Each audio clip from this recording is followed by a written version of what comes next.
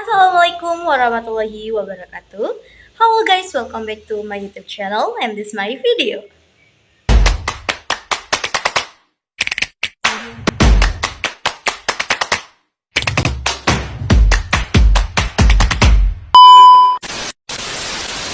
Oke guys, jadi di video kali ini aku masih mau menjelaskan mengenai sejarah politik Indonesia dengan subtema kondisi politik Indonesia pada masa Orde Baru.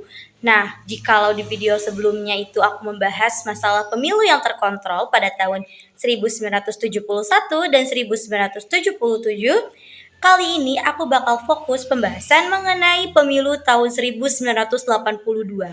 Mulai dari latar belakangnya, kondisinya, dan juga dampak dan hasilnya. Tapi sebelum lanjut ke videonya, aku gak bosan buat ngingetin kalian, jangan lupa buat tekan tombol like, comment, and subscribe ke channel aku ini. Oke, langsung aja kita lanjut ke videonya. Let's go! Pemilu sejatinya adalah suatu tatanan demokrasi yang sudah ada sejak dulu. Namun, Indonesia sendiri baru menerapkannya di tahun 1955 atau pada pemilu pertama di Indonesia di era Orde Baru. Nah, ini terjadi pada masa Kabinet Burhanuddin Harahap. Namun, pada tahun 1982 hanya ada 3 partai politik saja, yaitu Partai P3, Partai PDI, dan Golkar. Lalu ada apa sajakah pada pemilu tahun 1982? Submateri pada video kali ini kita bakal bahas latar belakangnya, kemudian pemilunya, perkembangan dan konteks pemilu 1982, dan hasil serta dampak pemilunya. Nah, pada pemilu 1982 ini hanya 3 partai saja. Dari tahun 1971, dari 10 partai itu kemudian disederhanakan. Nah, alasannya yaitu jika partai politiknya tidak dapat terkontrol dengan baik, maka perbedaan-perbedaan tersebut dapat menimbulkan tindakan yang mungkin bisa membahayakan keamanan bangsa dan negara. Kemudian tujuannya juga agar tetap menjaga stabilitas politik di Indonesia. Nah, jadi teman-teman, dari 10 partai tersebut disederhanakan menjadi 3, yaitu P3 merupakan gabungan dari partai Islam, yaitu NU, Parmusi, PSII, dan Perti. Kemudian PDI itu bergabungan dari PNI, Katolik, Murba, IPKI, dan Perkindo. Nah, berdasarkan atau berlandaskan pada nasionalisme. Dan yang terakhir itu adalah Golkar. Golkar ini sebuah organisasi yang sudah ada sejak tahun 1964. Pemilu tahun 1982 ini dilaksanakan pada tanggal 4 Mei yang diikuti oleh 3 partai politik, yaitu P3, PDI, dan juga Golkar. Nah, Golkar ini masih menjadi unggul teman-teman, masih menjadi pemenang dengan suara terbanyak, walaupun tidak dengan wilayah Aceh. Kemudian pada pemilu ini juga hadir sebuah organisasi, yaitu Badan Pengawas Pemilu.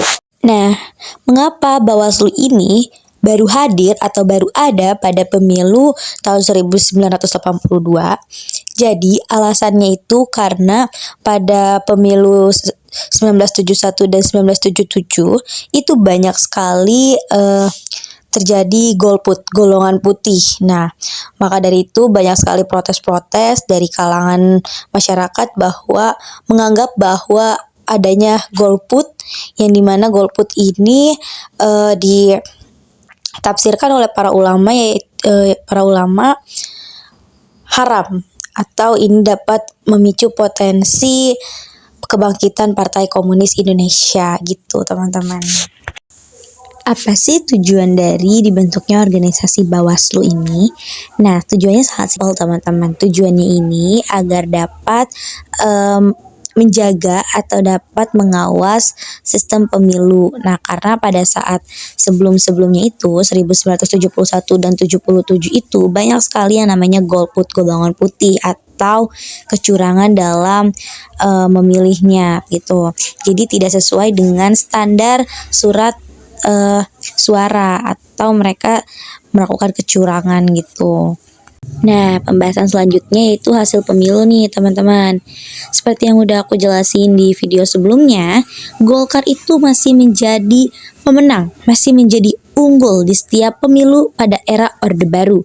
Nah, kali ini juga Golkar mendapatkan perolehan suara sebanyak 62% pada pemilu kedua di era Orde Baru. Gak heran dong karena Golkar ini memiliki atau mempunyai pengaruh besar terhadap pemerintahan pada masa Orde Baru. Dampak pemilu dari tahun 1982 ini adalah meskipun terdapat kritik, pemilu ini dapat membantu legitimasi program pembangunan yang sedang dilaksanakan di Indonesia. Selain itu, tata kelola dan manipulasi yang terjadi selama pemilu tersebut menjadi bagian penting dari diskusi tentang demokrasi Indonesia. Wah, udah gak kerasa ya teman-teman, udah di ujung akhir video aja nih. Oke teman-teman, maaf banget ya jika dalam penjelasannya aku masih kurang mendalami atau kurang mengeksplor lebih lanjut. Kemudian aku juga minta maaf, niat hati ingin melanjutkan ke pemilu selanjutnya, tapi durasinya terlalu panjang. Jadi aku akhiri aja untuk pertemuan video kali ini. Thank you so much buat kalian semua yang udah nonton video ini sampai akhir. See you next video. Thanks for watching and wassalamualaikum warahmatullahi wabarakatuh. See you all. Sampai jumpa di video selanjutnya ya.